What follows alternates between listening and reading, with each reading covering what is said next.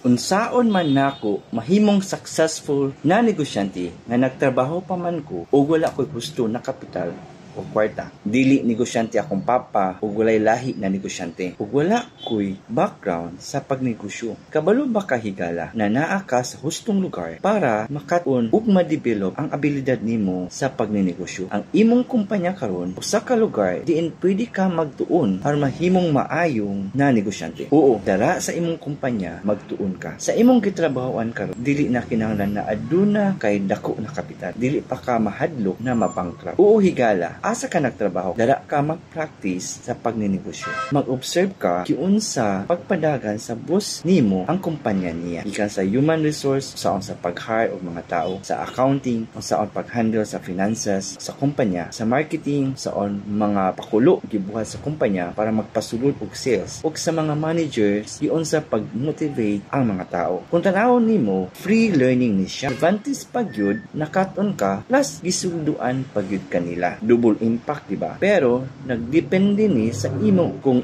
naagyud kay kasing-kasing na mahimong negosyante. Kay kung wala kay tinguha nga magtuon na forever na nga empleyado ka ug dili gyud ka mahimong negosyante. Ayaw tuguti na nanarbaho ka diha na wala kay makuha. Sugod karon, sultii imong sarili na ikaw ang tag-iya anang kumpanya nimo karon. Kay kung mauni na imong attitude, mausab imong paagi sa pagpanarbaho. Aduna kay tinuod na concern sa kumpanya na imong gitrabahoan karon. Tanang ginabuhat nimo para gyud mulambo ang kumpanya nimo karon. Believe me, tungod ana matingala imong boss na maayo kaay ka nga empleyado ug ma-sense niya na asset gyud ka sa kumpanya. Ug tungod ani maghatag nimo og higayon na ma-promote ka. Kay tungod imong gihimo imong kaugalingon na owner sa kumpanya.